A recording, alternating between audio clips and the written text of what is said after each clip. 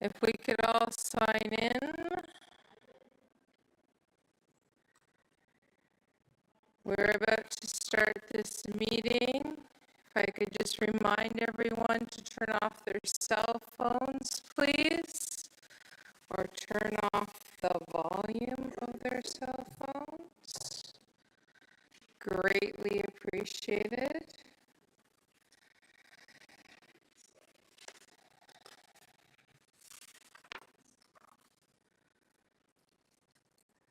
This meeting of Community Affairs and Planning Committee is being held in a hybrid meeting format with virtual and in-person participation by members of the public, staff, and council. This meeting is also being live streamed and may be viewed online at ajax.ca/live. A friendly reminder to all participants to use a microphone at all times. For the benefit of those participating in the council chambers and joining remotely. For those making submissions as part of the public meeting, please ensure you sign in using the sheet available at the accessibility desk right there where that gentleman was. Thank you. To preserve the rights available to you under the Planning Act or any other application legislation, I'm now calling this meeting to order. For those who will be asking questions today, once you go over to the higher desk there and you press the mic button, you have 5 minutes. Please note that because it's an automatic timer. We're going to begin with our land acknowledgement. Merci.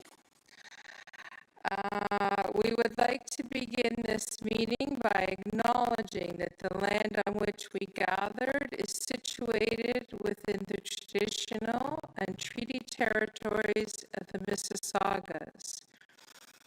More specifically, the Mississaugas of Scugog Island First Nations, signatories of the Gunshot Treaty of 1788, and the Williamson Treaties of 1923. This land is and will continue to be home to the Indigenous peoples. Let us acknowledge the mistakes and traumas of the past through authenticity and support truth and reconciliation. Let us engage and celebrate Indigenous communities by being leaders of action in acknowledging the United Nations Declaration of Rights of Indigenous Peoples and Truth and Reconciliation Commission's recommendations towards truth and reconciliation. Let us keep these principles close as we continue towards truth and reconciliation, and as we move forward with kindness and respect as a community and in this chambers. Thank you. So we are going to start with, are there any disclosures of pecuniary interest from my colleagues? Seeing none, thank you, much appreciated. An adoption of the minutes. So I'm seeing that we have adoption of the minutes for the regular meeting. Any comments or questions? the regular meeting of, 3.1 regular meeting. So I have here Regional Councilor Crawford and Regional Councilor Joanne Dice to move the minutes, correct? If we could vote.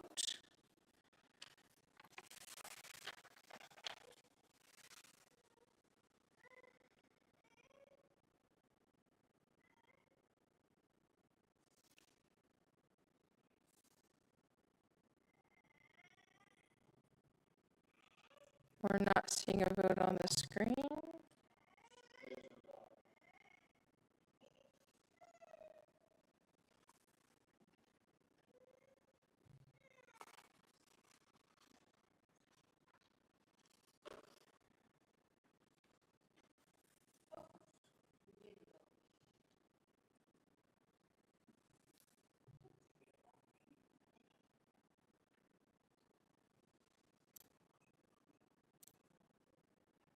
We have a technical difficulty. One moment.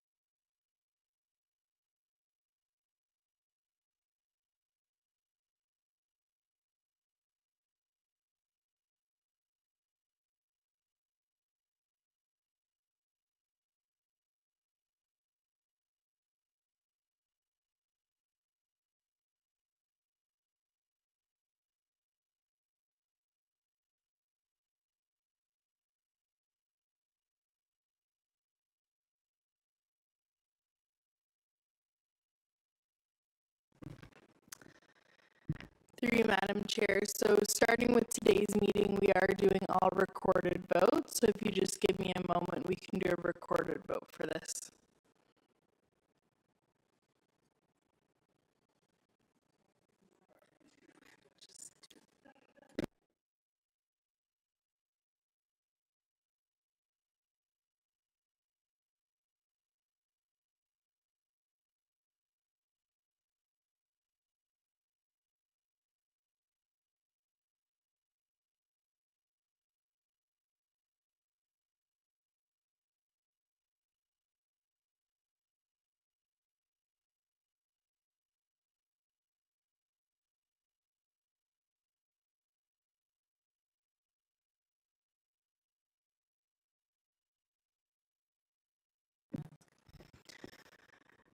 Through you, Madam Chair, I'll call the vote. Councillor Tyler Moore, how do you vote?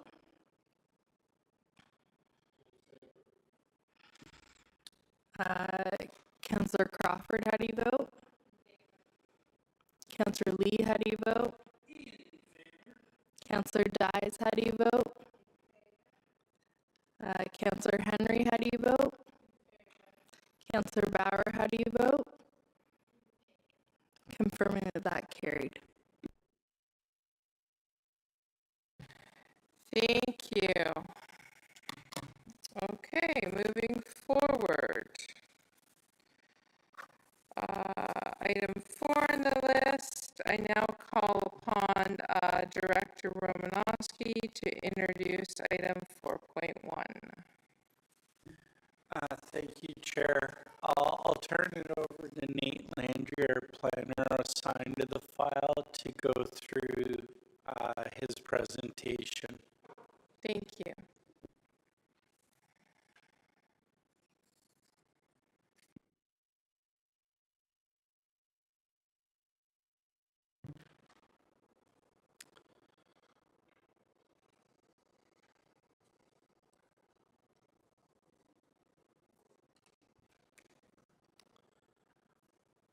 Good morning, Madam Chair and committee members, as well as those members of the public who are joining us today. My name is Nathaniel Landry, planner for the town of Ajax. I am responsible for processing the development proposals submitted by the Biglieri Group on behalf of the Highmark Group. My presentation will provide a summary of the submitted zoning bylaw amendment application and outline the development proposal. Please note that this meeting will serve as a statutory public meeting for the committee to consider and make a decision on the submitted application.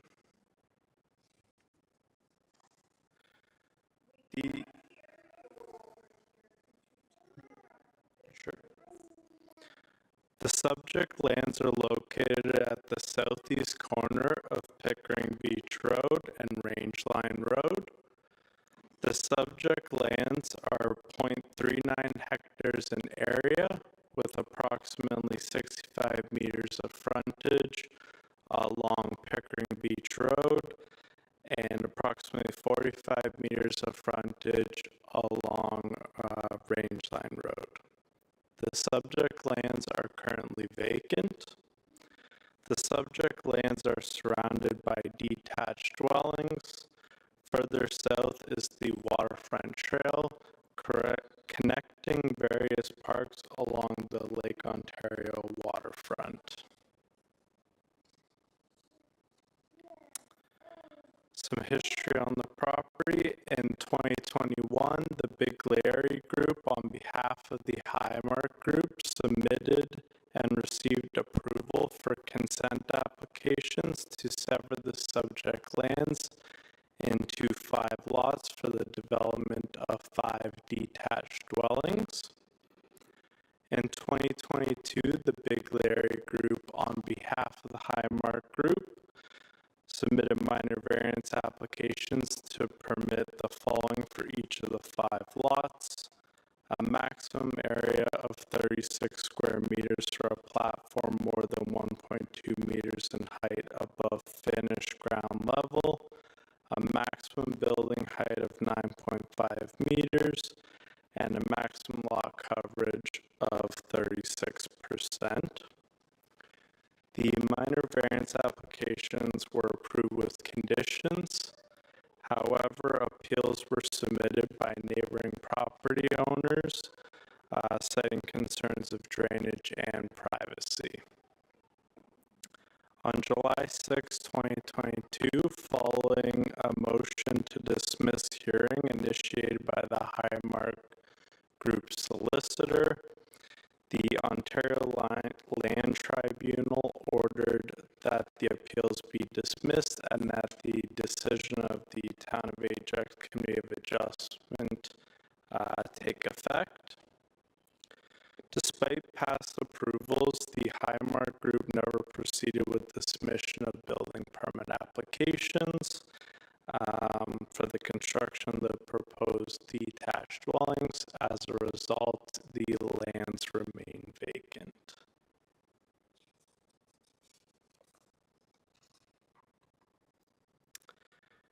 In December of 2024, the Biglieri Group, on behalf of the Highmark Group, submitted zoning bylaw amendment application Z1/25 to rezone the subject lands to permit the development of 10 two-story semi-detached dwellings.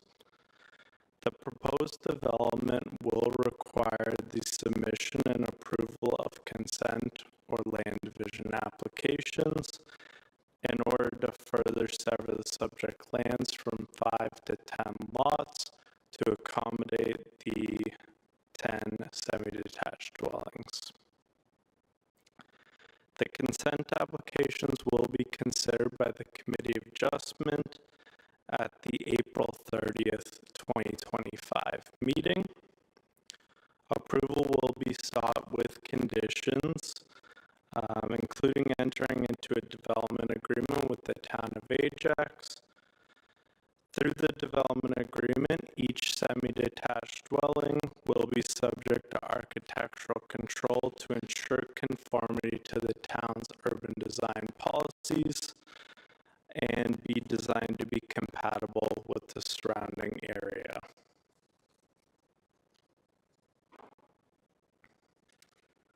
The subject lands are designated low-density residential within the Town of Ajax official plan.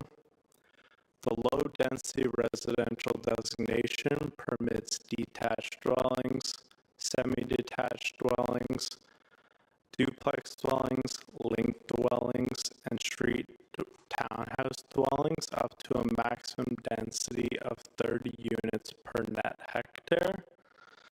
The proposed division of the subject lands to accommodate 10 semi-detached dwellings will generate a density of approximately 25 units per net hectare, which is within the density range of the low density residential designation. The low density residential designation also permits a maximum height of 3 stories. As such, the proposed rezoning conforms with the low density residential designation of the town's official plan. The subject lands are currently zoned residential 1B, R1B zone, and are subject to exception 18 within the town zoning bylaw. Semi-detached dwellings are not permitted in the R1B zone, and the development standards of the R1B zone were not established to accommodate semi-detached dwellings. The proposed zoning bylaw amendment will establish the appropriate residential zone category and development standards for the proposed development. To facilitate the proposal, the applicant is requesting that the town zoning bylaw be amended to rezone the subject lands from the residential 1B zone with exception 18 to the residential 2B zone. The proposed zoning bylaw amendment does not require any site-specific development standards, as the proposed development will comply with the existing standards for the R2B zone. The following studies have been submitted in support of the zoning bylaw amendment application, all of which have been reviewed and deemed satisfactory by the applicable town departments and external agencies. These reports and all other submitted materials are available to the public on the IMO webpage for the application. Please note that prior to the final approval of the required consent applications, the applicant will be required to submit civil drawings including a grading plan which illustrates the functional lot grading design for each lot in conformity with the Town of Ajax engineering design criteria and standards. Landscape drawings demonstrating the location of any proposed tree plantings, and a noise impact study which recommends appropriate noise attenuation measures which will be included in the future development agreement and implemented through the development of the lots. The proposed zoning bylaw amendment has been reviewed against the provincial planning statement, the regional official plan, and the town's official plan. As outlined in the staff report, the proposal is consistent with the provincial planning statement and conforms to regional and town policies.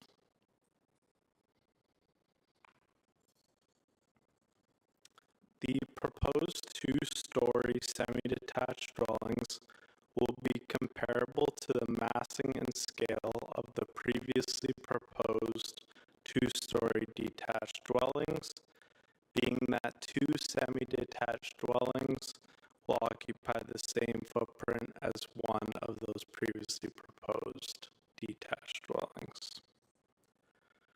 The proposed semi-detached dwellings comply with and exceed the applicable minimum setbacks required from all lot lines, allowing for adequately sized yards and for appropriate separation to be maintained between the proposed dwellings and adjacent properties to provide sufficient amenity space, address future privacy concerns, and accommodate the necessary lot grading and drainage.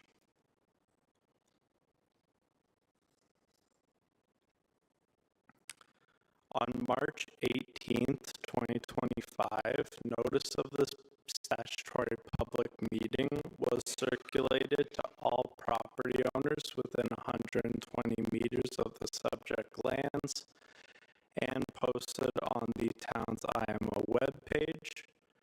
In addition, notification was included in the community page on the Town of Ajax website for 3 consecutive weeks prior to this meeting.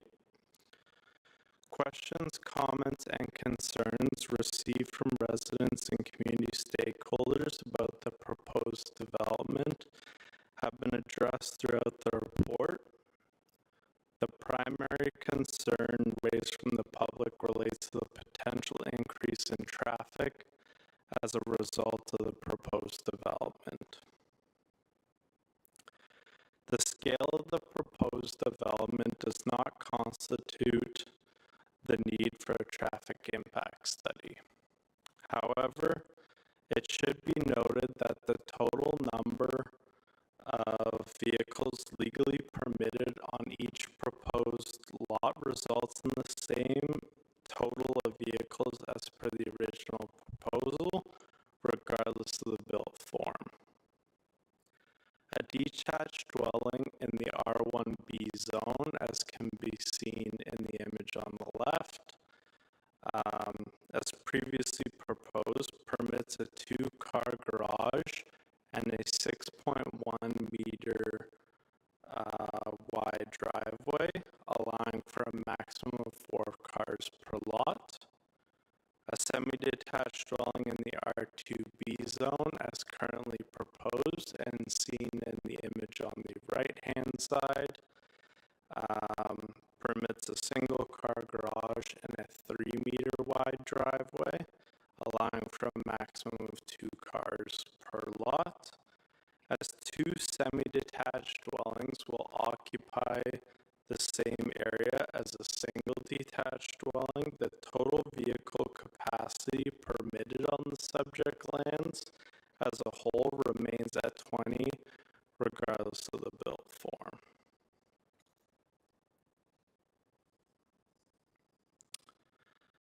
Staff have carefully reviewed the proposal and are of the opinion that the proposed development utilizes vacant lands through gentle intensification, which conforms to the built form and density permissions of the low-density residential designation of the subject lands and the surrounding area. The proposed development will contribute to the type of housing options available in the area, thereby adding to the range and mix of housing opportunities within the town. Therefore, staff recommend that zoning bylaw amendment application Z1/25 be endorsed and that the implementing zoning bylaw, as provided and attached from one of the staff report, be considered for approval by council at its meeting of April 22nd, 2025. This concludes my presentation. I am happy to answer any questions. Thank you. Thank you for your presentation. So I turn to my council colleagues, and we have Councillor Tyler Moore. Thank you, Madam Chair. On your slide number 11, the driveway and that faint, like sort of faded, which is the inside of the garage. That garage, when you pull in with not, say, my truck, but it's a regular car, is it a single car garage? Do you know the width? Like, is it, maneuverable where you could have, like a blue bin on the left of the car and still pull in, get your doors open? Or is it, do you know the width of that garage? Just curious. Well, so through the future development agreement and through the building permits, that width would be established. There is a minimum width that they have to comply with that would allow for the appropriate operable space. Okay. Not that we have say over those kind of details, but a little bit of experience I have is that if that garage is, has a bit of width to it, then it can solve a bigger problem, because sometimes people say, I can't even get my kids out because the garage is so tight. But I'll just leave it at that. Maybe you can note those points. Thank you, Madam Chair. Thank you. Moving on to Councillor Lisa Bauer. Go ahead. Thank you, Chair. Thank you for the presentation, Mr. Landry. So I did have some questions. You mentioned a concern from the original application about drainage. So, and I know it's mentioned in the report a couple of times that there will be some consideration for that. Could you please just talk about that to us now? Because I think that concern is still very valid. Yeah, through the chair to Councillor Bauer.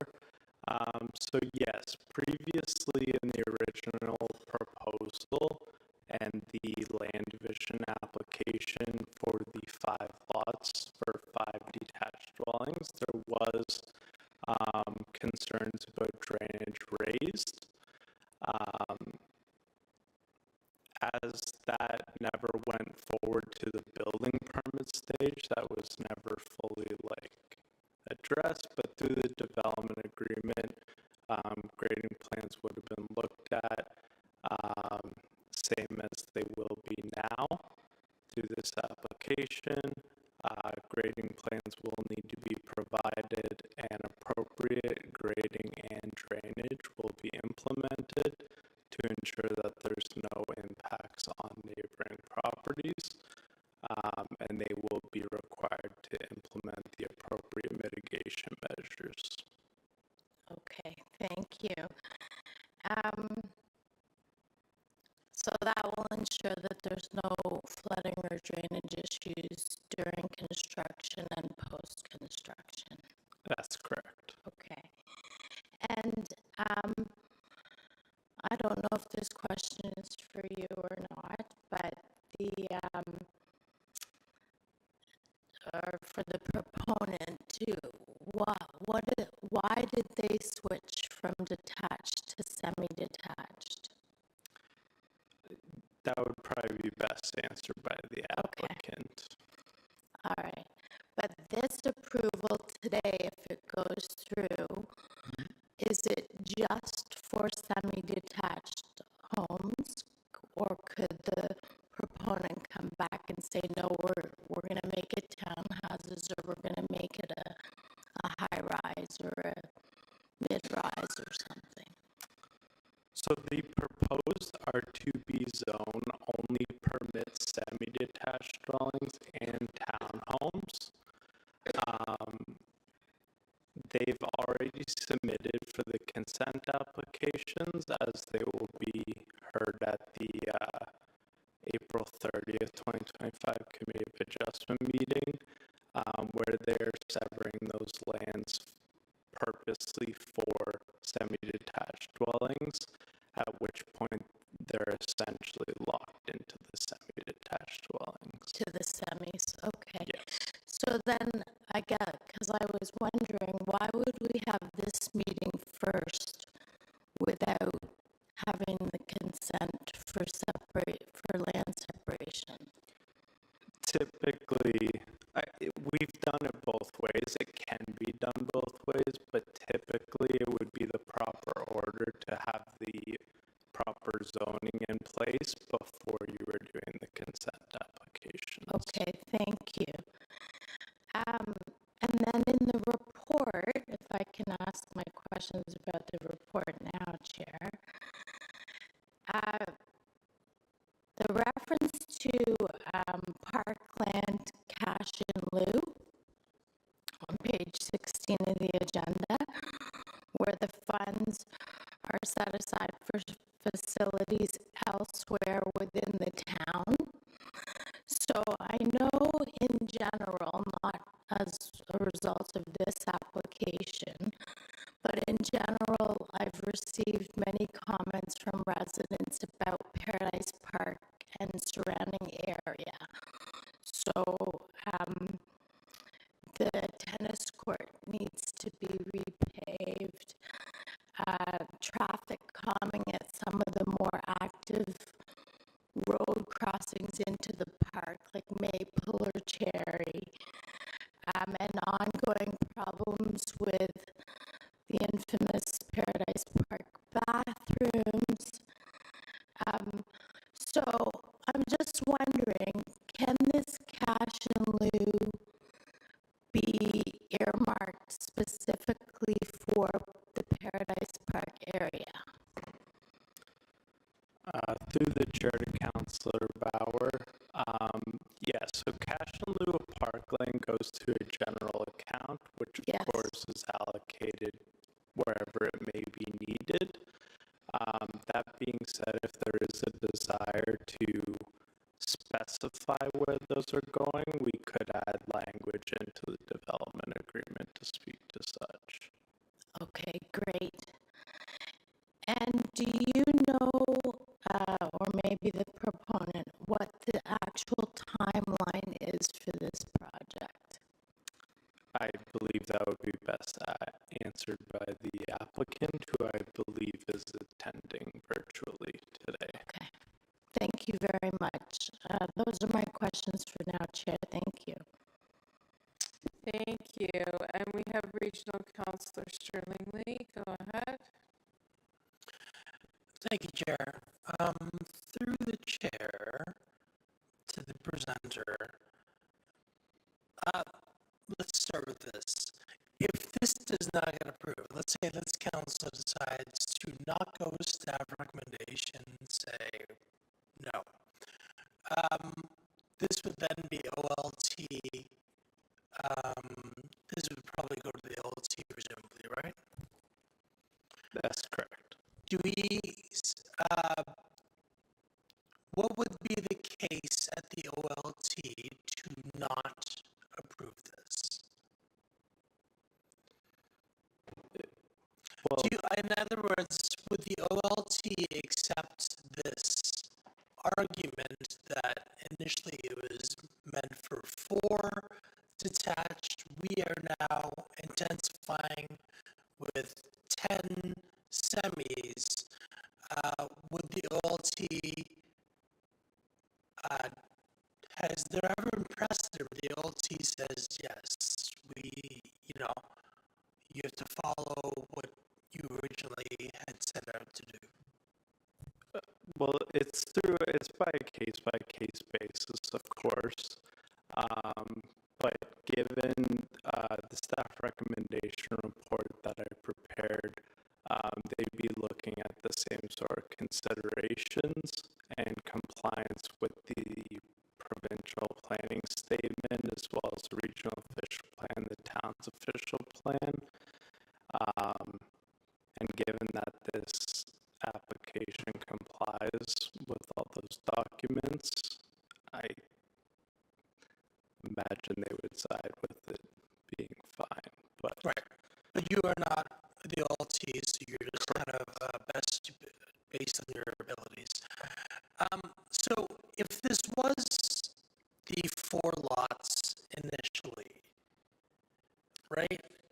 5 lots. There's 5 lots. Excuse me, 5 lots, excuse me, my pardon. Would they have been the double garages or the single garages? I guess, would we actually see an increase in cars in the semi version versus the detached version? Through the chair to Councilor Lee, no, there wouldn't be any increase. That's what I was trying to depict in the image here on this slide. They were as detached, would have had the 2-car garage with the 2-car wide driveway, having 4 cars. The semi-detached proposal is a single-car garage with a single-car driveway. So all in all, if they build it out to the maximum permitted parking, it's the exact same number of 20 vehicles for the entire property of 951 Pickering Beach Road, regardless of the build form. Would there be any reason not to build to the maximum parking? I don't imagine so. I'd have to ask the proponent who's online, I guess. Yeah. Okay, those are all my questions. I appreciate your answers. Thank you. Thank you. Do we have any other questions from council? Okay, so before we go, do we have any other questions of the proponent online? Will there be another round of questions? Yes. Okay, so before we let you go, I just wanted to ask, the windrow at the bottom of the driveways there, is it going to be big enough and large enough to accommodate each vehicle? Like the driveway on the property? So we have the driveway on the property, but there's no windrows here. Like there's no bottom half, there's no sidewalk here? Right. There is still the boulevard, and there will be sufficient space with the setback of the building from the front property line to allow for a parking space entirely within the property, not encroaching into the boulevard.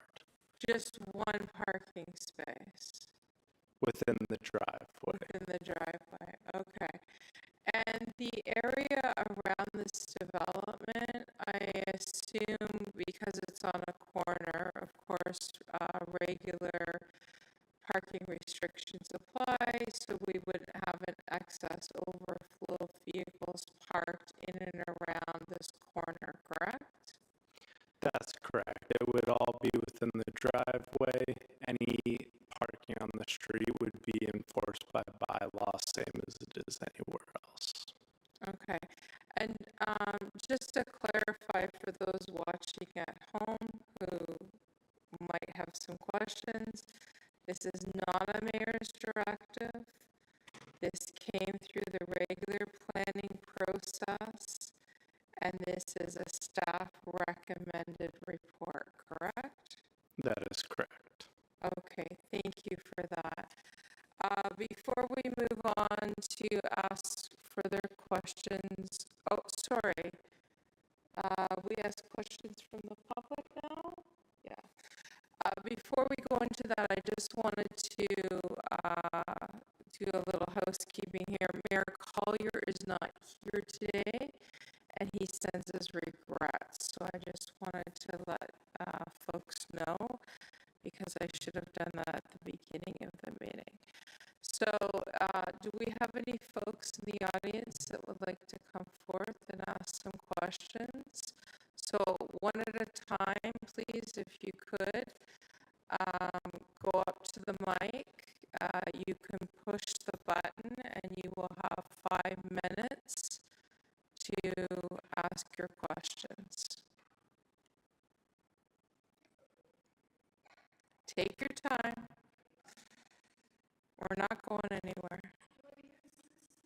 Yes, you do. Use the big mic, the big stand, sorry, and when you push the button there you go. I'm going to give you the power to speak, and you will have 5 minutes. Thank you. Thank you. Hello, counselors, staff. I'm Patricia Nye. My house is at 490 Poplar. Our house abuts this proposed zoning bylaw.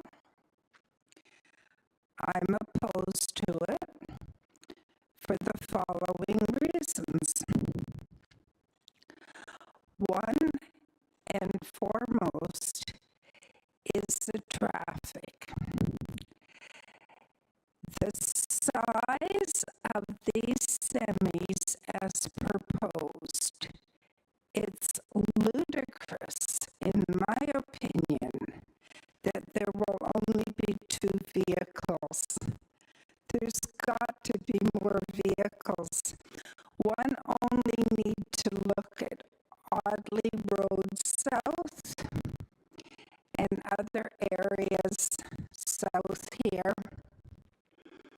There are way more than 2 vehicles per dwelling, and these are huge semis.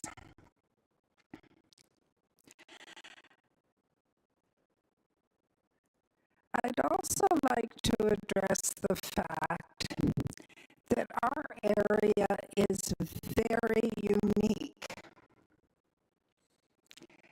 We're all single detached, custom built homes, paying a good portion of taxes to the town. And our area is unique.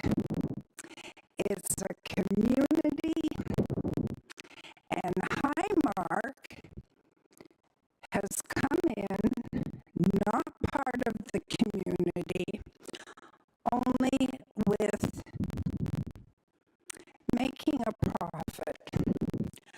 I understand that he bought this, or Highmark bought this property. Now, everything I say is in my opinion. I don't want to be held for libel or slander. He bought this property, my understanding is for $3 million. He wanted to put up 5 single detached homes. Okay, that's fine, blends in with the neighborhood. He overpriced them, in my opinion, and of course he didn't get a bite. So he's sitting on this huge piece of land, and now he wants semis. It just doesn't make sense. That doesn't blend in with our neighborhood. We're a great community down there, and we have everything. We have access to the lake, we have access to a park. We just have everything down there. To imagine 10 semis and all those cars that will come with those semis. In my opinion, it doesn't fit the community at all. I cede the rest of my time to you.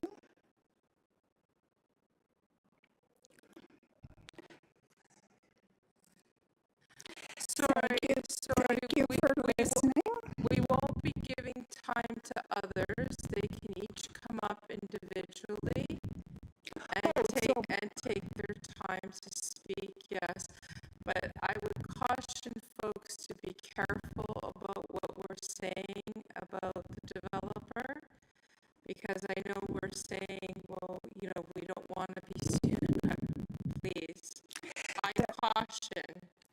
That's appreciated. I used to be a reporter and I know all about libel and, some about libel and slander. So I cannot cede my time. So I will say goodbye. Thank you for listening. Thank you. Do we have any questions? No? Okay. Any other members of the community want to step forward? Thank you. Please take your time.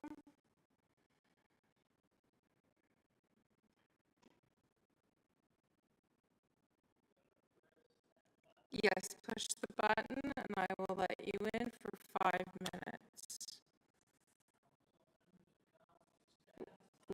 One moment, please. I have to push the button to allow you in. Go ahead. Okay, members of council, staff, my name is Jeff Nye. She's my better half. I live at the same house, and I only have a couple of points. By the way, I'm not opposed to the development of that site, as we said when the original application was made.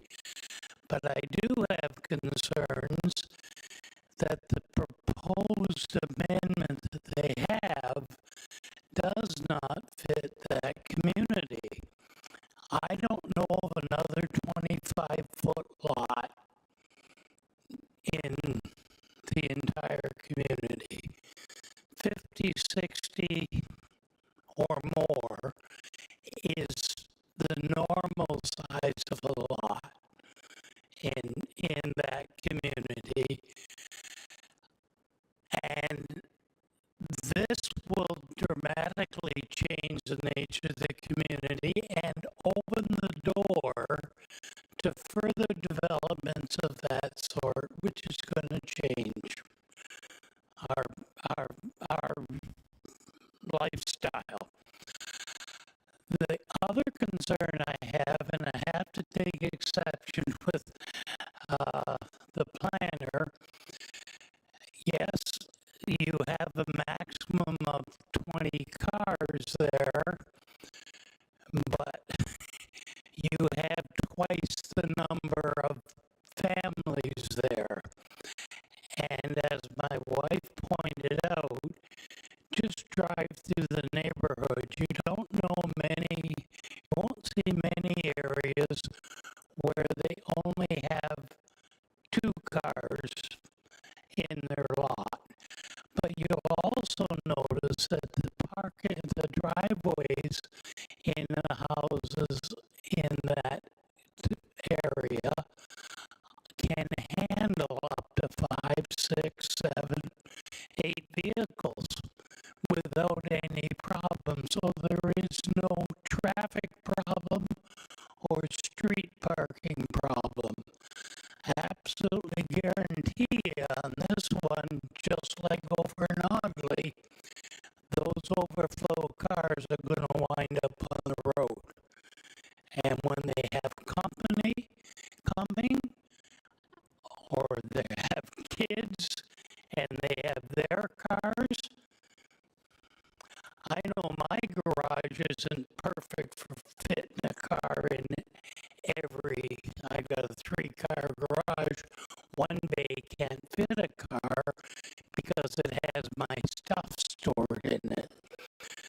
Most people down there store stuff in their garages, so they leave their cars on the driveway. And so that automatically, if anybody in those 10 houses, proposed houses, puts anything in their garage, as I think Councilor Robb had pointed out, maybe the garage won't be big enough. If you put stuff in the garage, I guarantee you the garage won't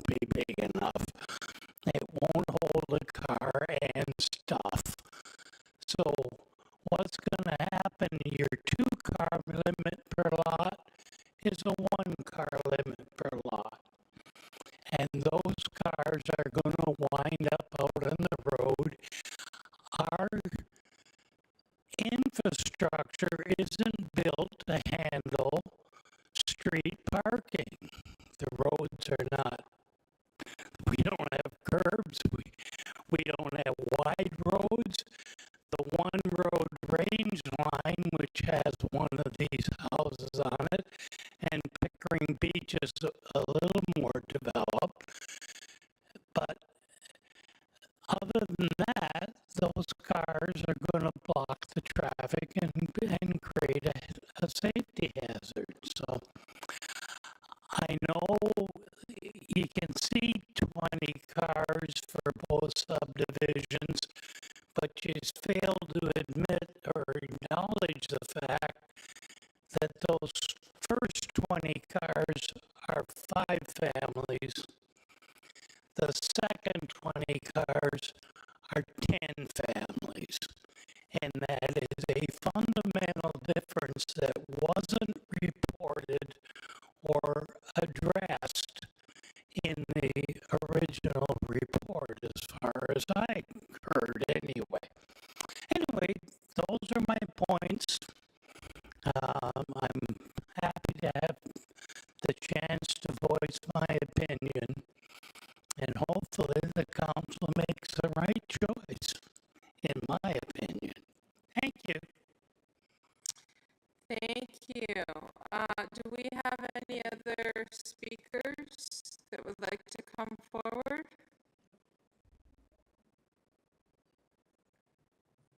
Please do so. Please come up to the podium. Thank you. Press the button and I will let you in.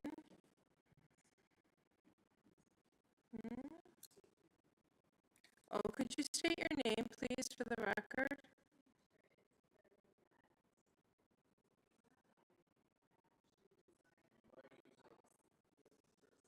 You have to press the button, and then we'll state your name. Thank you.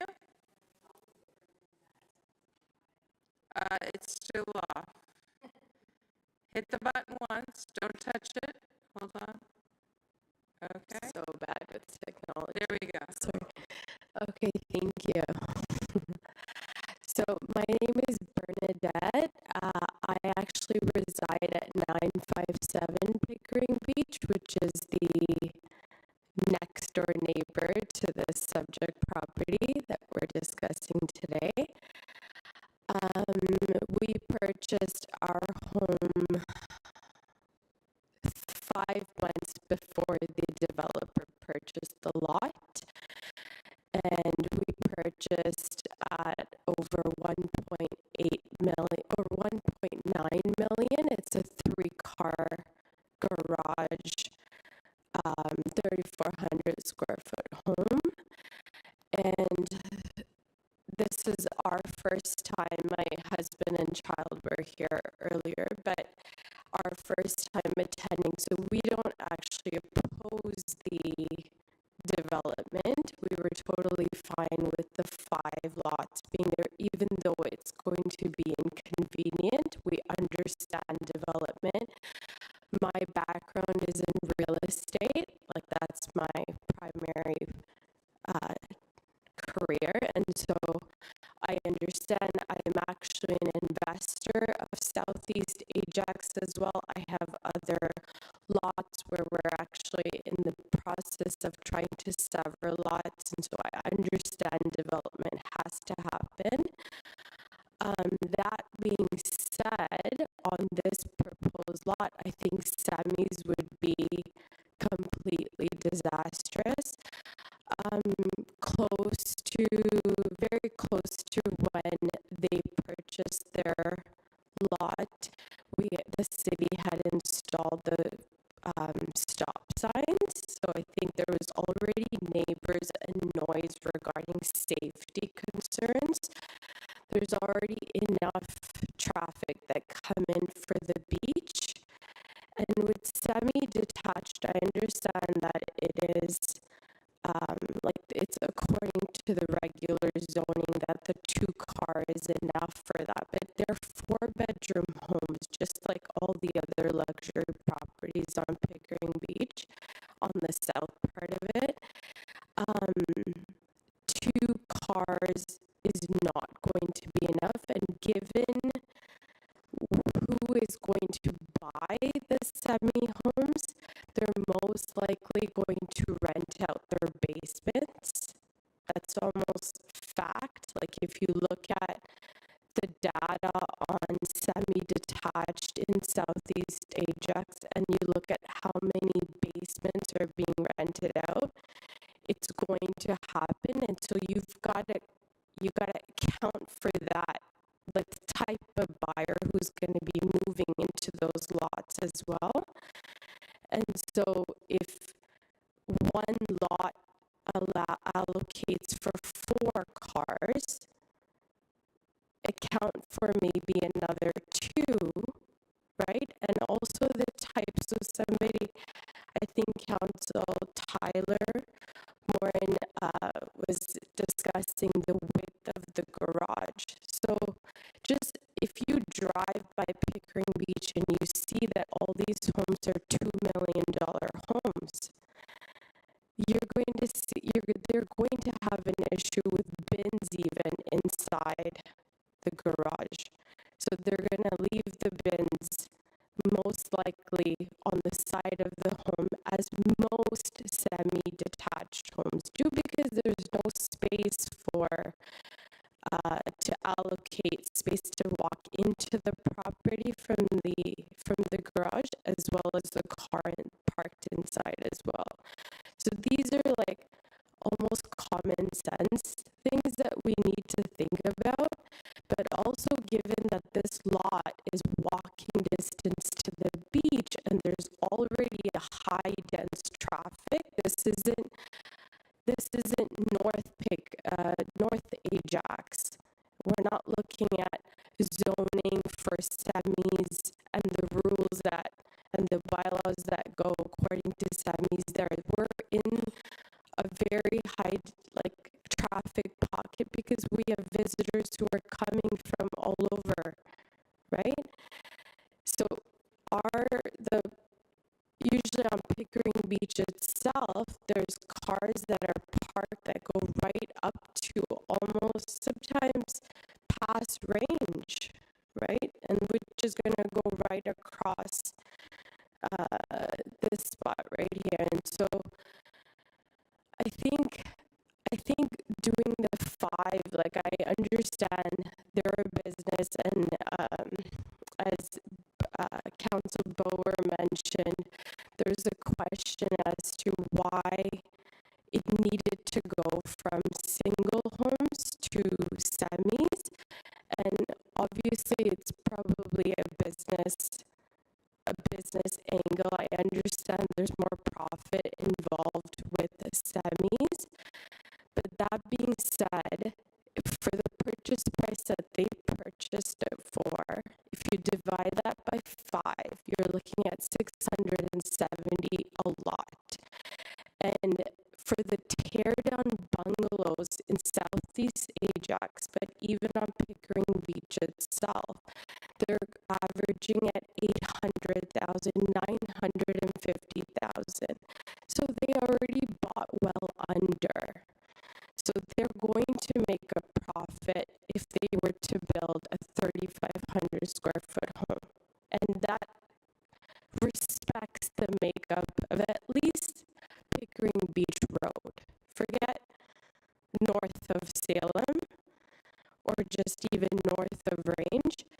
Just on Pickering Beach Road, if you pull Geo Warehouse, there's no other dwelling other than a single dwelling, and most of these are now luxury homes that sit on Southeast Ajax. So I beg you guys, if it's possible, just to at least keep it as single detached dwellings. Okay, that's everything. Thank you. Thank you for your time. You're almost right on the mark at the 5 minutes. I don't think we have access to Geo Warehouse. That's our real estate agent tool. That's not an everyday person tool, but thank you for your comment. Do any of my council colleagues have any questions? Yes, we do.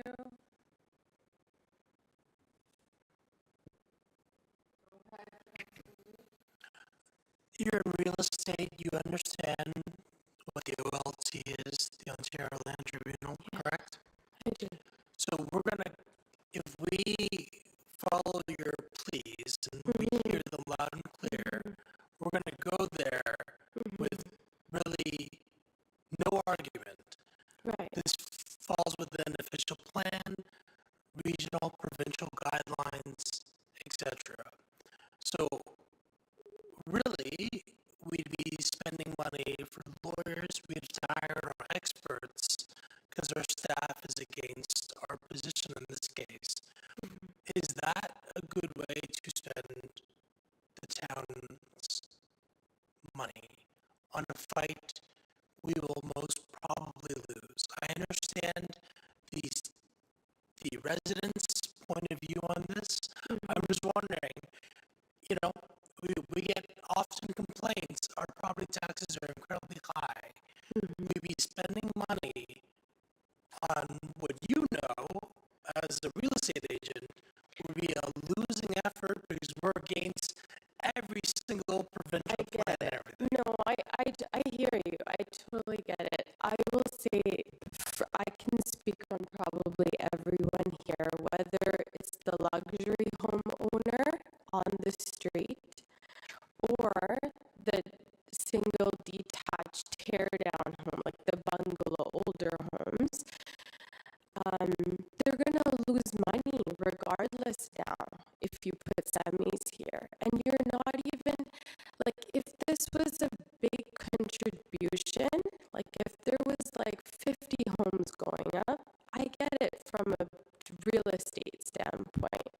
But you're putting 10 homes in a very, very mature area, right? And like we have some right by the gas station, right? Right by Salem, and it's there. So we understand. We were watching this develop. We get it. But it's such a tiny little pocket in a very, very mature area. And what you're gonna do is we're gonna heavily be impacted by value. So Okay, regardless, but- we're losing money. Sure. But are you okay with the town to spend money on lawyers, experts, and everything on something that you know as a real estate You know what's gonna happen? So on top of that, I had another note here. My son goes to a Montessori school in Southeast Ajax, right? If you speak to any of the schools in Southeast Ajax today, they are at overcapacity. And the teachers are complaining. They're all like, I'm getting out of here. Nobody wants to move to Ajax anymore at this rate. So I sold predominantly in Southeast Ajax, and all of my buyers were always wanting to come here. And today, if this continues at this rate, and I understand development, I do, but in this pocket itself, the neighboring schools are already at overcapacity. So if you put these semis in, now you're going to add 10 more requirements. Where are they going to go? Okay. My point stands ultimately of this follows every guideline planning principle. But in general, right? Like with all I don't due understand the respect. in general comments. So meaning, sorry, like, are they looking at the proximity? Sir, but again, like, I'm sorry to interrupt. No, that's yeah, okay, yeah. I think from planning principles point of view, again, the province, the region, the town, all official plans, like, we are going to intensify. We are seeing intensification. I see that. Before this meeting, we've approve 60-story towers, not because we think it is in line with the view of the town, but rather it is what is needed Right. to fulfill this housing crisis we are currently in. And again, I'm a millennial. I just bought my first house a year and a half ago. I get it. But I just hope you're a real estate agent. Yeah. You get So it I too. get that too. I do get. That's why I mentioned like I would totally understand if there was more of an impact being made here. It's 10 homes versus 5. That's what we're arguing today, right? We're debating whether we're going to allow 5 homes versus 10. And then we just have to look at if Okay. you No. I appreciate you answering the questions. Yeah. Just because again, you have a really unique perspective yeah. because you're a real estate agent. You sell these homes. Right. You sell. Right. You And sell. I live right You here. live right next and to it too. I invest here too. So So that's why, your perspective is welcome and appreciated. Thank you very much. thank you. Thank you, Chair. Thank you. Thank you. No further questions? Okay, do we have any other members of the public? Thank you. If you could hit the button, state your name once I let you in, and you have 5 minutes. Go ahead, please. Yes, thank you. My name is DJ Cunningham. I live at 495 Maple, which is a few streets over from Picker and Breach. I appreciate the comments about taking a look at the cost and what taxpayers' dollars would go into this. Something that is deeply important is always context. So whenever we take a look at any decision, context matters a lot. So in this neighborhood, the primary concern that I have outside of everything that's already been really well articulated, which I agree with, and also, as I know others will come and talk about some other issues, the one that I just want to highlight, it's just really the precedent that something like this is going to set. As many of you probably know the area quite well, there's still quite a few cottage-like structures on large lots. The primary concern many of us have is once we start allowing something like this to happen, what happens when 2 of those lots side by side come up for sale and another developer buys them? We're going to start changing the character of the waterfront, which we all love here in Ajax, and we're going to start creating potentially a transient neighborhood where there is more rental opportunities as opposed to permanent members of the community living there, and really start eroding the fabric of what's existed down there. And I think the great point is it's 4 or 5 houses, 4 or 5 additional units. Again, I completely agree with the crisis that we're in right now. I think there are many fantastic opportunities happening right now where there is housing being created. The question comes back to context. Does it make sense in this context to set potentially future precedent that this entire neighborhood could one day be full of townhomes and semi-detaches, which completely erodes the character of that community? Thank you so much. Thank you. Do we have any questions? Yes, we do. Regional Councilor Sterling Lee, go ahead. Sorry, normally the mayor does this, so I just feel just, I guess like the precedent that you mentioned, it's set no matter whether this happens or not, I guess is what I'd suggest, through these official plans. Like, that's the precedent. I want to make that very clear of like, we are just following the Planning Act and the planning rules set by the province, the region, and then ourselves, the town. So you're right, it's only 5 units, but your example was, well, what if a developer buys more and creates more housing? Like, I guess, like, no matter what, the precedent isn't whether we allow 5 or 10 on this lot.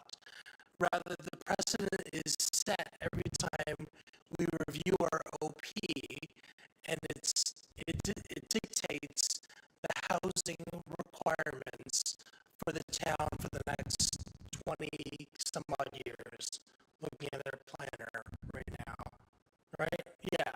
So I guess, like, I understand the principle of what you're suggesting, but just understand that the precedent that we have to follow are these official plans that have been set for us.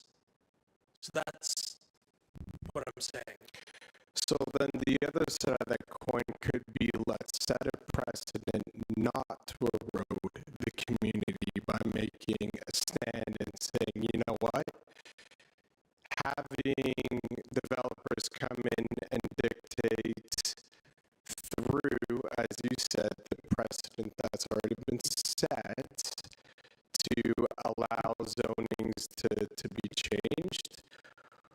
Why don't we have context come into consideration and saying, in some context, in the case of the Paradise Beach community, let's set a precedent that no, we cherish what we have down there. We do not want to change that.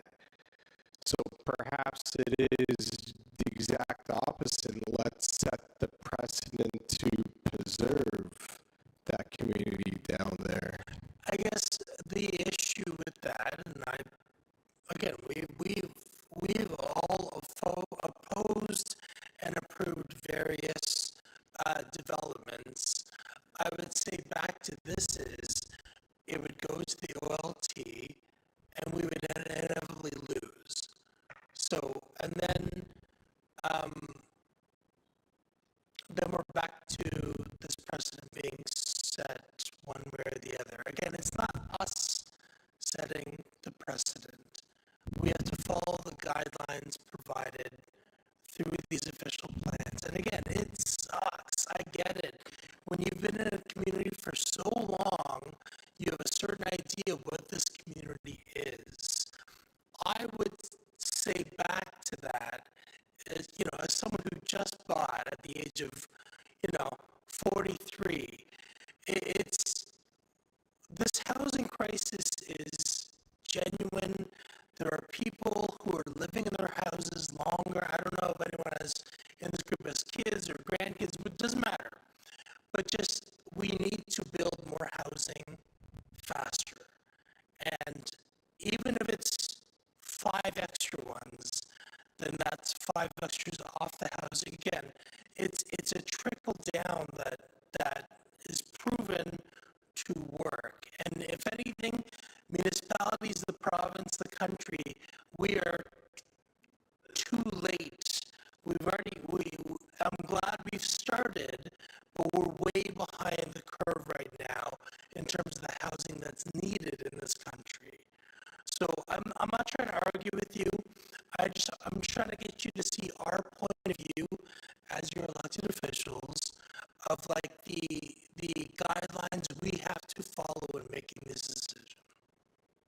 Right. And as our elected officials, I truly hope you're open-minded to what the people that live down there are saying. trying to suggest that we're not interested in it being developed. It makes sense for that land to be developed. Again, the context is important. The context right now is that it is a very livable community. So again, maybe we set that precedent that let's preserve that by making a stand, spending some taxpayers' money for lawyers to say no. In some cases, the context makes sense to keep it just the way it is.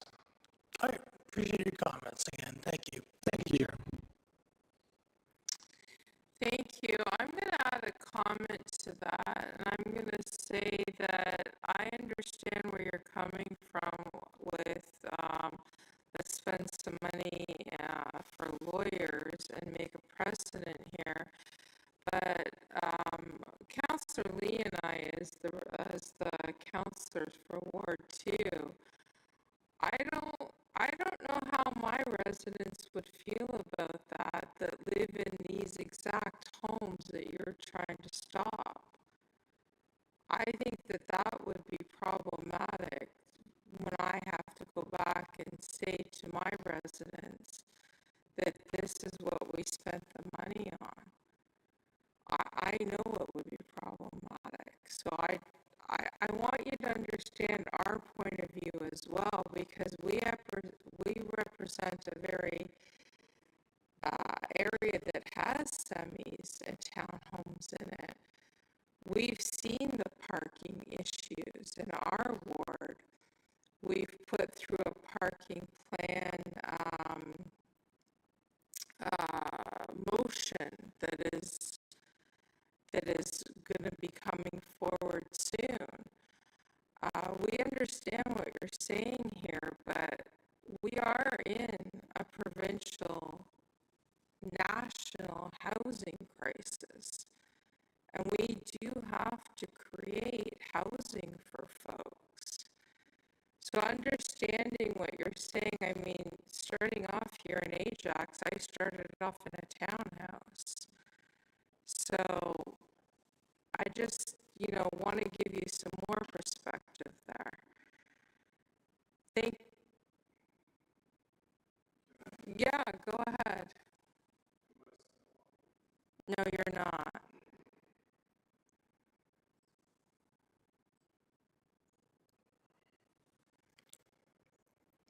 Can you hear me now? Yes. Yeah, and I think the challenge is once we start introducing thoughts around how the city spends its money, it really becomes opinionated. Being an avid cyclist, I was just amazed how much money we spent when we removed bike lanes very recently. Respectfully, we have to keep it on topic here. I don't mean to cut you off, but we have to keep it on the topic of this and only this. That's for when, sorry, my phone's going off here. That's for a time when you want to come forward and talk about bike lanes. I have to be strong on this, I'm sorry, but we have to keep it to the housing only. So if you want to talk about housing, it was just addressing that other people are bringing up how money is being spent. And so I guess it's, again, context is everything. It's surprising to me that that's something that would be brought up, considering, yes, we pay tax. Tax is paid for a reason, so we would hope that people that represent us would be willing to use that money to support the needs of the community. it's not that we don't want to support the needs of the community. It's when our staff, who we pay a lot of money for their very educated opinions, come before us and support something, and we go against them. We now have to hire a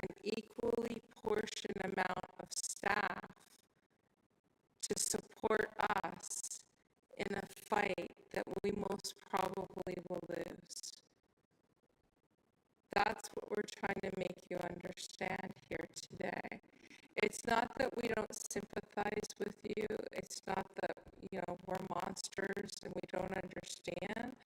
But you have to understand that the staff that we have, with the knowledge base they have come forth with a report that says they recommend it. If we go against them as a council, we now have to go out and hire more staff to fight our own staff at a higher level, and then we have to justify that to the people that voted us in. So please understand that. Thank you for your time here today. Thank you. Do we have anyone else? Thank you. Please hit the button.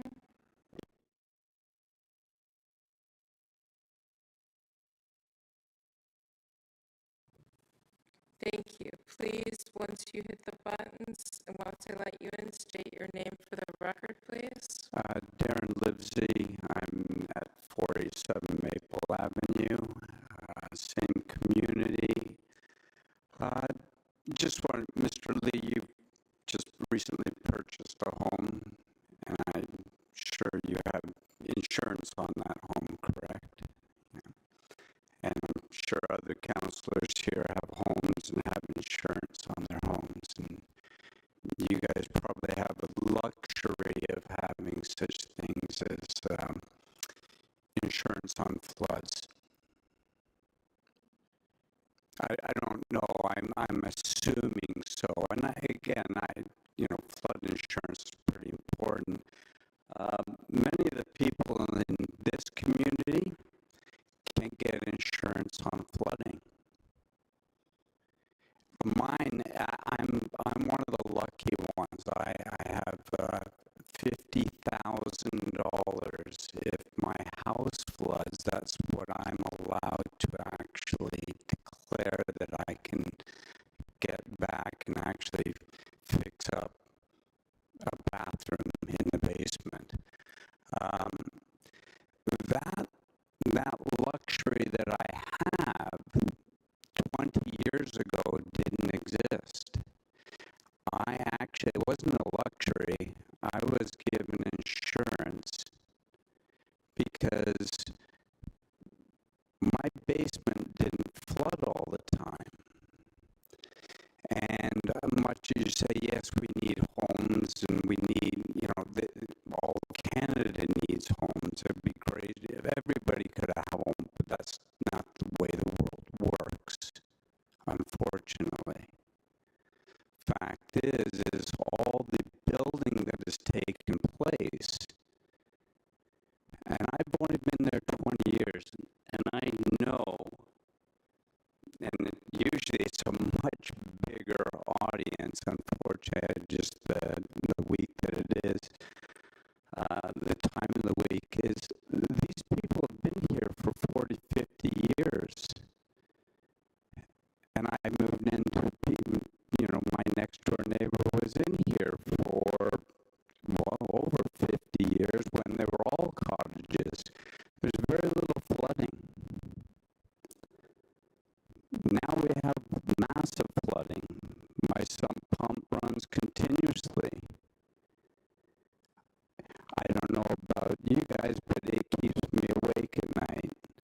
I actually took my generator up north to help my brother-in-law cut down some trees up north of Crystal Lake. I panicked because my family didn't have a generator when we had all the rain. And if my basement gets flooded because of the massive amount of runoff that we now have because of all the building, I don't think many of you counselors get it because you don't live in that small community, how much as you think it's a luxury. I and many of our neighbors get flooded. Now all of a sudden, yes, the footprint will be the exact same. The footprint footprint will not be the exact same with regards to the amount of runoff that exists.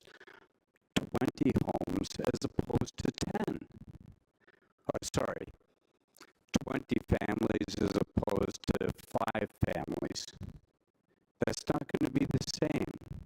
There's going to be more people down there. There's going to be more flooding. If you've ever had the opportunity to go down there after it rains, you can actually go just by Ebony, just on the other side of where this is taking place, and it's underwater. My kids took a canoe in it one year. It's getting worse, but yet we keep on building. And if you go from the planning, which I believe you said was B1, is now changed to B2, which allows for more people to live in that area. It creates more flooding. That's common sense. But yet, yes, I'm quite sure that it raises a lot more tax dollars for the community, okay, for Ajax, but it's at the expense of people such as myself, who've had to fix up their basement umpteen times over, costing me a lot of money. Why? Because I don't declare my losses to my insurance company. You're like, well, why would you buy down there? Because 20 years ago that didn't exist. That massive amount of building that's taking place is putting this neighborhood underwater. Yet everybody's like, well, we need more houses. At my expense, at the community's expense. It's flooding. Go down there sometimes. You decided to put more pathways down there. If you put pathways down there, if you put parking lots down there, you get more flooding. Again, that's not made up stuff. That's what's happening. You actually sent trucks down there to dump the water from one side of the swamp into Lake Ontario. But yet we keep building.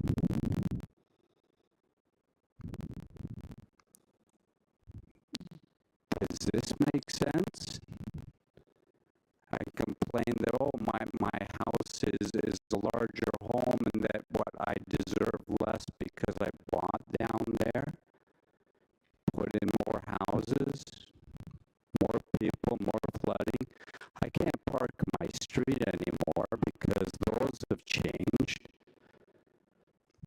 On the weekends, I have very little access to a park that I thought I paid for 20 years ago, but I no longer have access to it. I can go there with thousands and thousands of other people. Yes, I guess I am being selfish. But flooding is real, and many of you don't have to worry about it because you have flood insurance. Just a point. Thank you. Thank you. Did we have any member of staff want to address any of those comments? No? Okay. Anyone from council? Thank you. Do we have any other members in the audience that wish to come forward?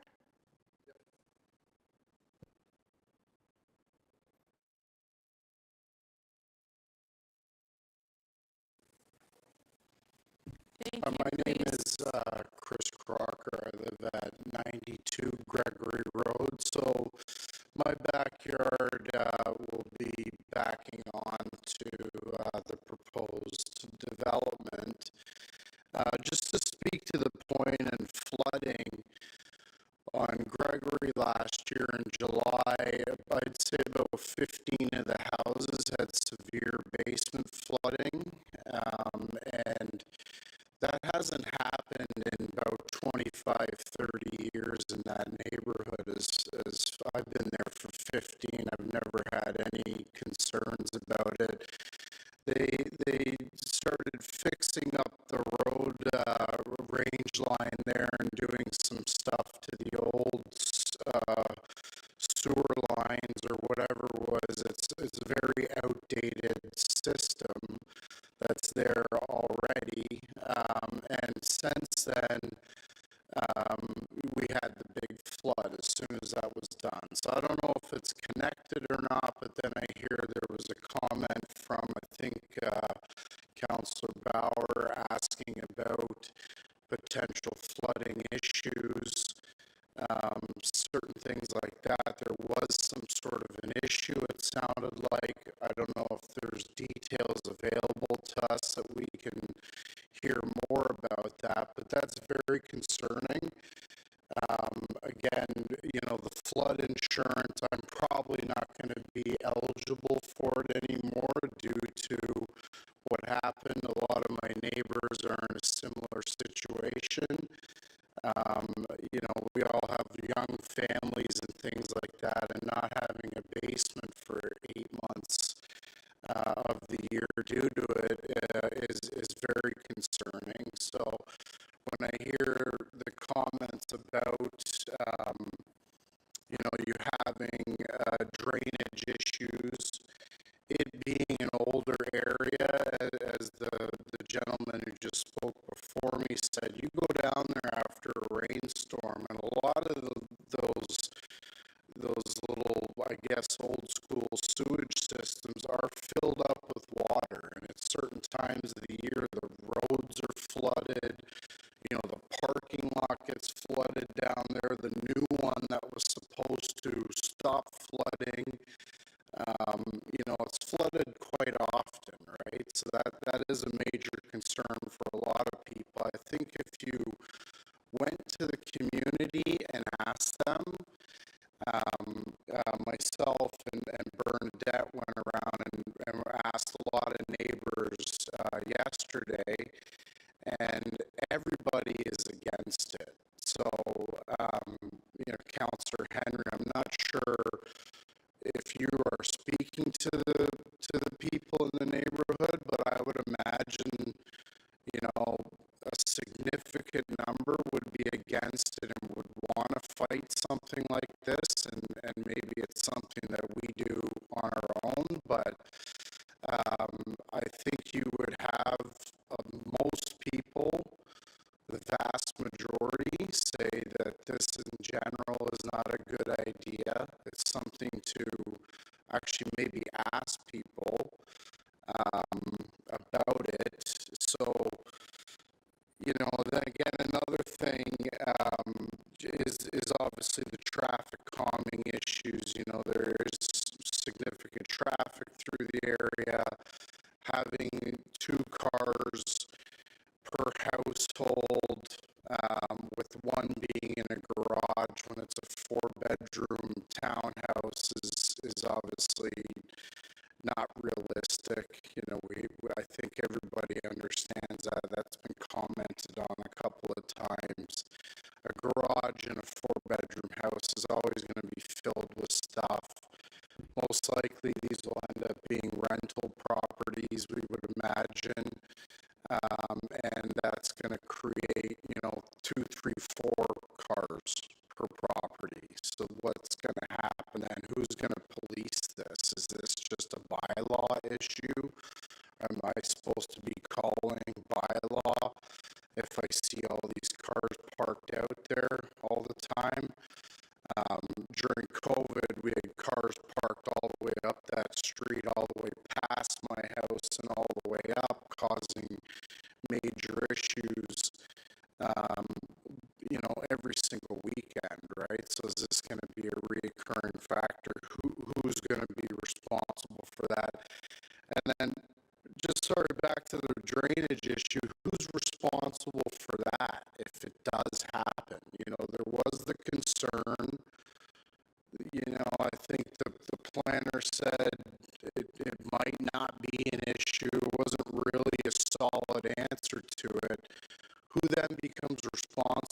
if it does become an issue? Is that the city?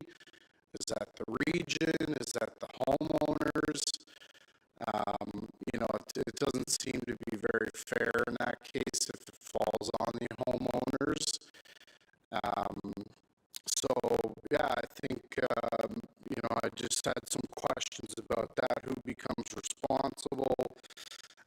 Who's policing these cars? I mean, obviously a homeowner buys a house, they're probably not going to say you only get 2 cars and that's it. Then what? You know, if they have 3, where are they parking? You know, who kind of manages and controls that side of things? So yeah, just a couple of comments and some questions there. So I'd be happy to hear any answers that you have for it. Thank you. So with regards to the parking, just like the rest of Ajax, if there's a parking issue, you would be reporting that to bylaw, and that could be done through AppJax or calling in. That's very commonly throughout the entire town. You asked about flooding and about who's responsible. So if I could just ask from staff, do we have an answer for that? Could I ask through the director?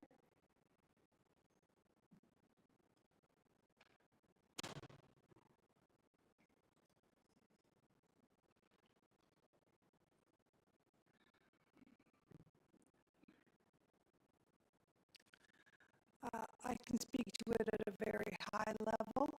Yes. That particular area is quite low in elevation, and it is a flood susceptible area.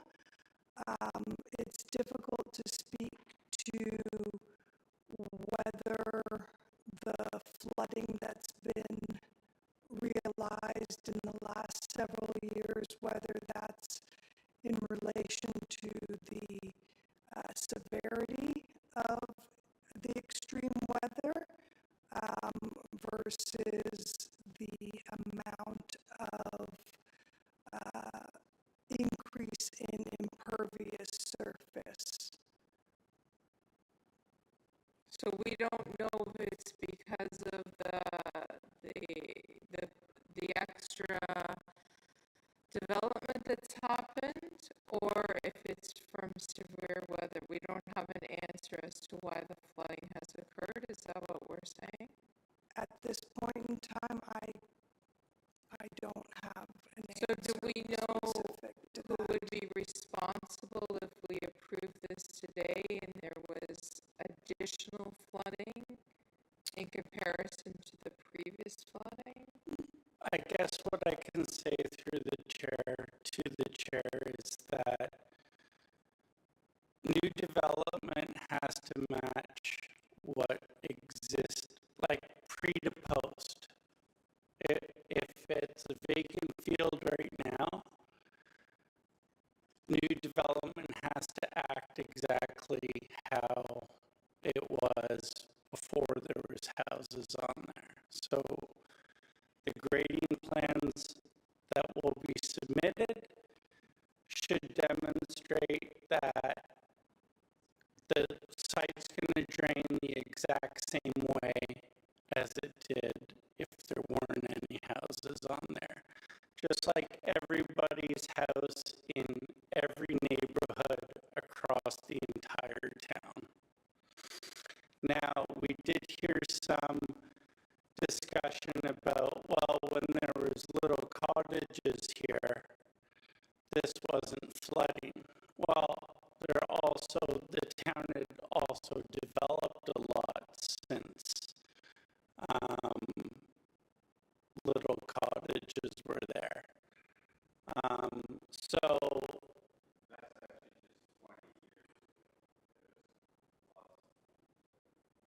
So I guess what I would say with regards to that is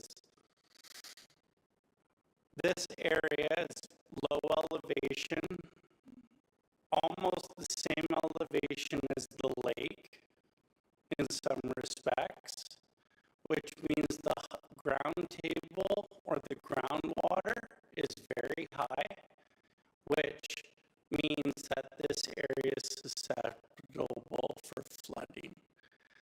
We've worked with the TRCA and our other agencies in this area through, whether it's through land divisions or through site plans, because this area used to be under site plan control, and look at grading and vegetation and all that stuff to improve the drainage in that area. However,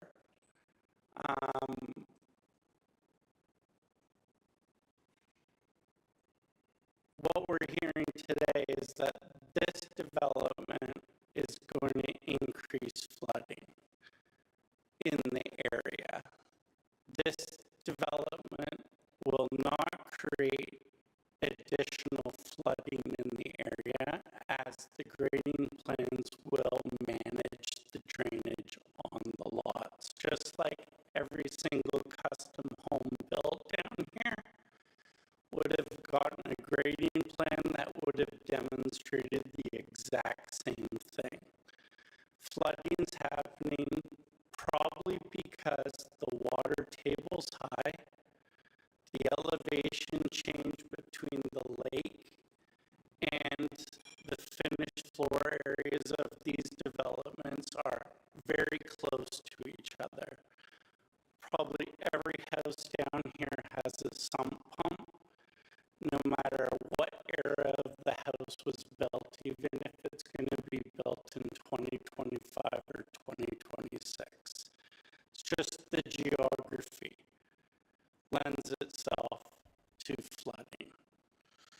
So sorry, just to Sorry, this is, apologies, but this is the director. I'd like him to finish, please. Okay. So, I mean, it's not an exact science, but this area is prone to flooding, and people that have lived there for a long time are well aware of that. So we are saying, Director, that with the grading that will be submitted, we will not be increasing the flooding that's already existing in this area. I can't say about the flooding. The flooding and drainage, and they're different things, right? Flooding can happen because of climate change. Flooding can happen because we're adding more impervious surfaces. Flooding can happen for a multitude of reasons. Flooding could happen because a beaver built a dam and it flooded an area, or a stormwater pond is blocked or not functioning properly. There's so many factors. What we're talking about here is drainage on a site that's going to be engineered to act as if the house wasn't there. So it will drain exactly how it did before the house was built and after the house is built. And that's all the engineering and grading plan is going to show. Will that add to flooding? I guess it could, but that one, though, that you couldn't point to any one of these houses or any house in the neighborhood. People add sheds in their backyards. That increases the impervious surface. People add swimming pools. That increases to the impervious surface. People pave their driveways way beyond the maximum limits of that. That increases the impervious surface, right? This area doesn't have storm sewers. It has ditches because you cannot put a storm sewer in the water because it won't convey the water properly because of the water table so high. This is a very unique area, part of town. Thank you. I think you've answered that question. Thank you. If you, Can I just have just a follow-up question to that? Because that's a lot of good information. I really appreciate that. But what about the effect on the sewer lines? Because if you're doubling up the number of units, you're doubling up the usage of sewer. So Gregory flooded because of the sewer lines. You know, it was sewer backup. Storm sewer or sanitary sewer? Sanitary sewer. Region of Durham, that's I think Lewin had the same problem over off of Lake Driveway at one point. Yeah. Again, is this taken into account in the development though, that now there's double the units? their servicing capacity, the region of Durham is responsible for the sanitary and the water. The town's responsible for the storm drainage. So we would only review it from a storm drainage perspective, right?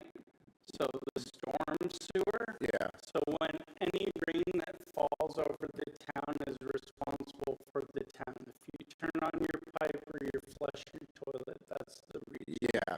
So was the region consulted on this, and was there a study done in terms of the sewer lines are able to handle it? It's not going to create issues. I'm sure we've circulated all through the proper channels, and I'm sure the region came back and said that there's capacity to accommodate this development from a sanitary and water perspective. Okay. Is that included in all the documents that are online? Do you know? I would leave it to the planner, but I'm sure we probably will get comments through the land division report eventually, as that's going forward at the end of this month. Okay. Typically, that's when the region works department would provide comments on whether or not these lots that are to be created can be serviced properly in accordance with their servicing requirements. so I'm sorry, but we've gone way over time here. I thank you for your delegation on this. We can do follow-up with the director afterwards, offline, and you can ask further questions about that. There is a procedure that planning does follow, and all of this would have gone through the region. Okay. Thank That's you good for to your know. time. Thank you. Any other questions? Please come forward. Oh, sorry, apologies. One moment, please. We have Councillor Bauer. She needs to ask a question. One moment, please. Thank you so much, Chair. I just wanted to ask clarification from Director Romanowski. You made a comment about the area used to be under site plan control. Could you please explain what that means? And maybe in relation to this proposal as well, and what that means if it's no longer under site plan control. Thank you. Through the chair to Councillor Bauer. Site plan control was used in the Pickering Beach neighborhood as a mechanism to review grading plans for the lots. Okay. To ensure that there wasn't negative impact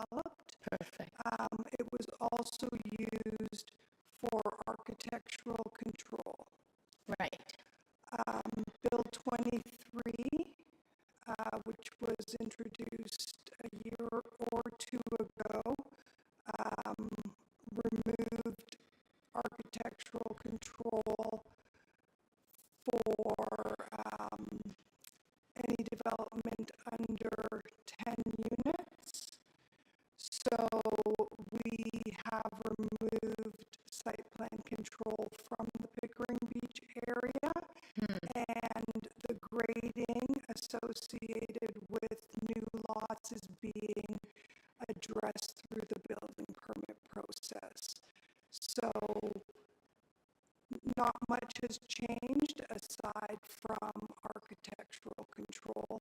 It's just now being processed through the building permit as opposed to a site plan application. And if I may, through the chair to Councillor Bauer, I think Mr. Landry, the planner, referenced this as R2B, Yes. or it's R1, R2, R1B right now, exception 18. Well, exception 18 was established through the Ontario Municipal Board. And that was an exception because the character of this neighborhood was changing during that time from small cottages to custom-built two-story massive monster homes. Right. And that's why the grading plans and site plan review, as well as the height limitations, were put in place in this neighborhood to maintain that character, which these semi-detached homes are maintaining that exact character that was established through those OMB decisions back in the 90s. So, the original character was a cottage area, rural, not serviced, no water, no sanitary, no ring driveways, no 8-car parking garages or 3-car garages. So that was the original character of this neighborhood, just to set some context. Right. Okay. So the loss of site plan control will not impact the importance of the grading because that's being covered in another way. And the architectural design to keep within the character of the neighborhood is part of our own planning mechanisms, correct? Okay. Thank you. I just wanted clarification. Thank you, Chair. You're welcome. Any other members? Please come forward.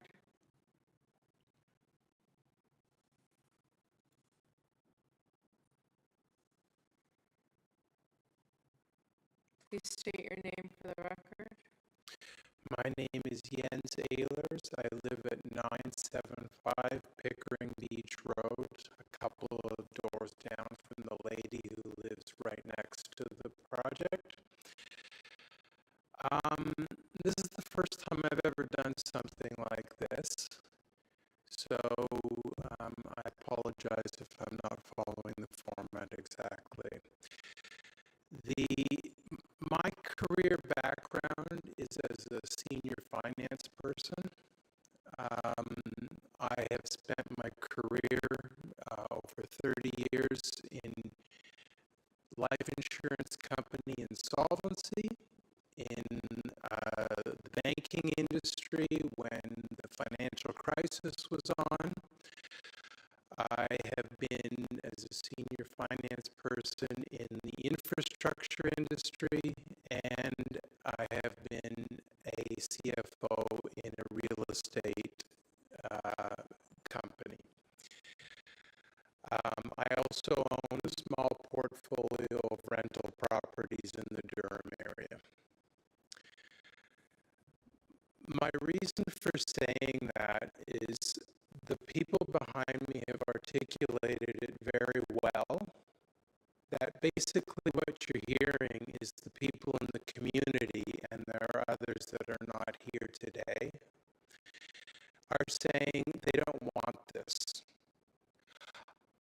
I personally feel like a bit of a bait and switch has happened here for me. In that sense, when this first came up, we were told $3.1 million homes. I thought the developer was overreaching. I thought it was unlikely likely that they were going to get that. But hey, if you're going to go and build something nice in the neighborhood and bring up the overall feel and look of this community, that's a good thing.